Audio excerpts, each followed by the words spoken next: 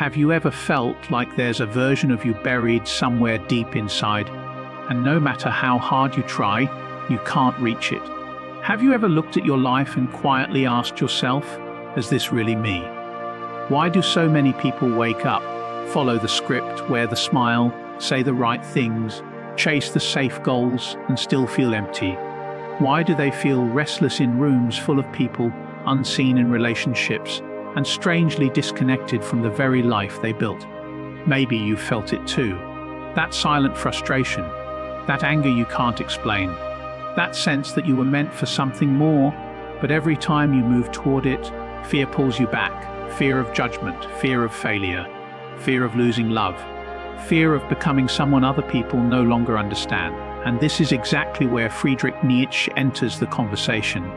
Nietzsche believed that the greatest tragedy is not suffering, it is not rejection, it is not even failure. The greatest tragedy is living and dying without ever becoming who you truly are. He saw that most people do not lose themselves in one dramatic moment. They lose themselves slowly, silently, by adapting, by obeying, by choosing comfort over truth. So why does this happen? Why do most people never become who they truly are?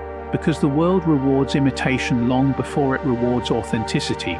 And by the end of this video, you'll understand the invisible psychological forces that keep people trapped and what it really takes to break free.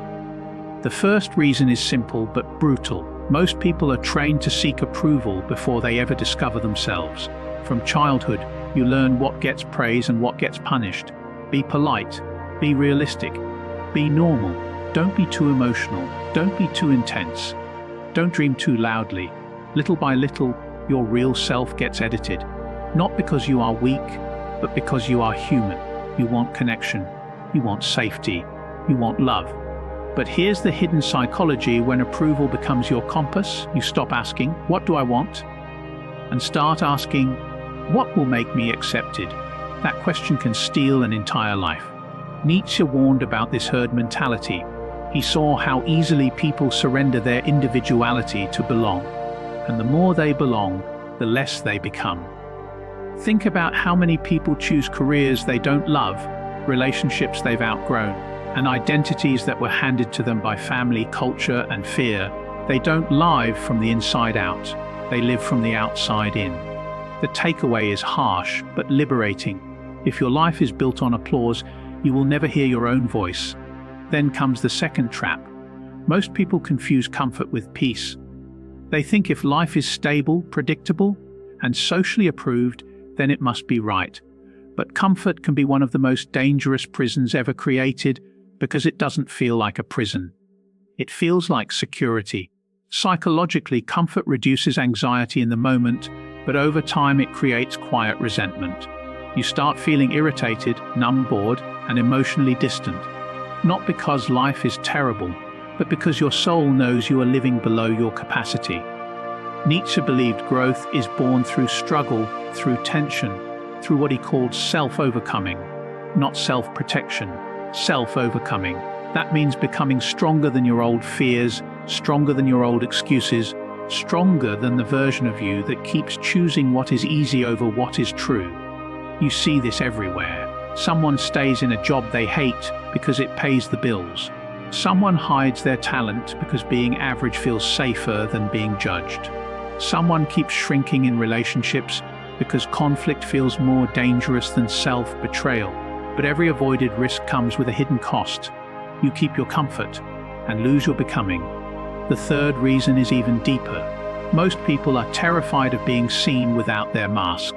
They have built identities that function well in public, but feel dead in private. The funny one, the strong one, the successful one, the agreeable one, the one who never needs help. These masks are rewarded, so they become addictive. The hidden psychology here is that masks protect you from rejection, but they also block intimacy, creativity, and transformation. Because the world cannot meet the real you if the real you never arrives. Nietzsche had no patience for false selves.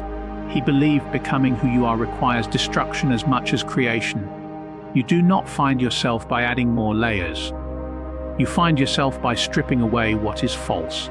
And this is painful. Because when the mask cracks, You may lose people who only loved your performance. You may realize that some relationships were built on convenience, not truth. You may discover that the role you played so well was the very thing suffocating you. But here is the unforgettable truth. The mask that protects you from pain also protects you from power. Now here's the uncomfortable twist most people never see. They think the biggest obstacle is fear of failure. It isn't. Often, the deeper fear is the fear of your own potential, because failure is familiar, greatness is not. Failure fits the old story. Greatness demands a new one. That is why some people sabotage themselves the moment life starts opening up. They procrastinate, they overthink, they distract themselves, they return to old habits, old relationships, old limitations. Why? Because becoming who they truly are would require them to abandon the identity they have spent years defending. Nietzsche understood this contradiction. He knew that people cling to suffering if suffering helps them avoid transformation. Misery can become an identity. Victimhood can become a shelter. Complaining can feel safer than changing. Look around. How many people say they want freedom, but panic when freedom asks them to take responsibility? How many say they want purpose, but avoid the discipline purpose requires? How many say they want respect, but keep betraying themselves in private? The takeaway here is unsettling. Sometimes the life you hate survives, because a part of you is still emotionally invested in staying the same. Then comes resentment, one of the darkest forces in human psychology. When people do not become who they are, they often begin to hate those who try. Instead of facing their own unlived life, they mock ambition. They shame confidence. They call courage arrogance. They call discipline obsession. They attack what reminds them of their own surrender. Nietzsche saw resentment everywhere. He understood that people who feel powerless often try to make power look immoral. Not because power is evil, but because your growth exposes their stagnation. This matters because if you are trying to become more, the world will not always celebrate you. Sometimes it will punish you for changing. Friends may pull away. Family may not understand you. People may call you selfish simply because you stopped abandoning yourself. And that is the test. Can you keep becoming? Even when your evolution makes others uncomfortable. Because the moment you stop needing permission is the moment your real life begins. And now we reach the deepest lesson of all. Becoming who you truly are is not a one-time breakthrough. It is a lifelong act of courage. It means facing your loneliness without escaping it, facing your chaos without numbing it, facing your flaws without collapsing into shame. It means saying yes to the hard road because the easy road no longer feels alive. Nietzsche did not promise comfort. He promised transformation. He believed that within struggle, suffering, and honest self-confrontation, a stronger self could be forged. Not a perfect self, a real one, a conscious one, a self that stops asking, "How do I fit in?" and starts asking, "What must I become?" That question changes everything, because the truth is, most people never become who they truly are because they spend their lives running from the cost of truth, the cost of solitude, the cost of disappointing others, the cost of letting an old identity die. But if you can bear that cost even for a moment, you step into a different kind of life, a life that is yours, not borrowed, not performed, not negotiated for approval. So remember this: the person you are meant to become will only appear when the person you pretend to be finally disappears.